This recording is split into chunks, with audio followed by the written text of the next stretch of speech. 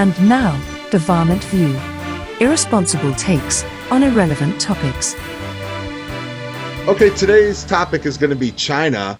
The main reason it's China is because Dan Francisco, since before we started this show, has had a round-eye boner for this country that just won't quit. I have nothing against Chinese people. I feel bad for them. You just don't like where they live, how they live, what they do, or how they do it.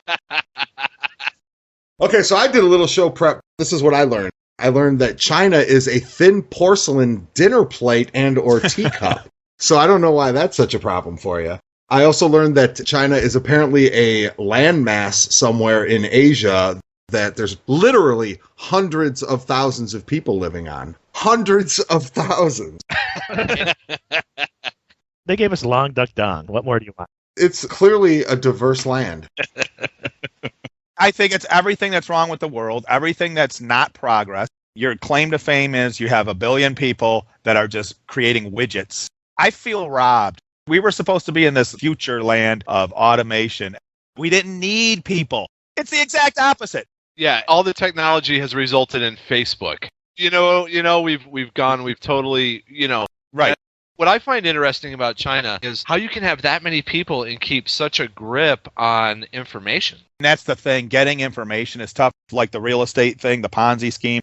It's just ridiculous. Everything is so blown out of proportion. So then how do we know that all these horrid conditions in China aren't being blown out of proportion?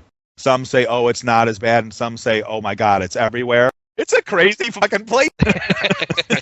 What I want to go back to is you mentioned something about a Ponzi scheme. I got to tell you, I'm getting so sick of hearing this shit. It started with the jump the shark thing, and that became a big deal, and now they're these Ponzi schemes. Ponzi was an American icon, and and sit on it was a big deal back in the 70s and 80s. Ponzi! I had the board game. I watched the cartoon with Mr. Cool. I loved Ponzi. I don't care how stupid it looks now. Ponzi had that scheme going, though. He'd hit that jukebox. Who the fuck was paying for all that music? Al was getting fucking ripped off. I actually never did see anybody pay for anything on that show. And I think Al was just like a mafia front. In the end, Ponzi ended up being one of the owners, and that fucking place went through the roof because that fucker was the one that wasn't paying for anything. Suddenly, he's an owner, going to beat the fuck out of anybody who doesn't pay $12.50 for a burger back in the 50s. Is that where Ponzi schemes come from? Is that what that is? I think you got it. He was living over the garage. Yeah, rent-free, bastard. In fucking Mississippi. Yeah, he was doing Mississippi while he was down at the hardware store. Fuck that. He was eating his fill of shortcake. Well, he got rid of Chuck and no one even knew. Right, he killed their kid. Yeah, that quote-unquote room above the garage was just Chuck's room. Chuck dribbled up the stairs. Fonzie fucking jumped him, knifed him, threw him in some river. That was that.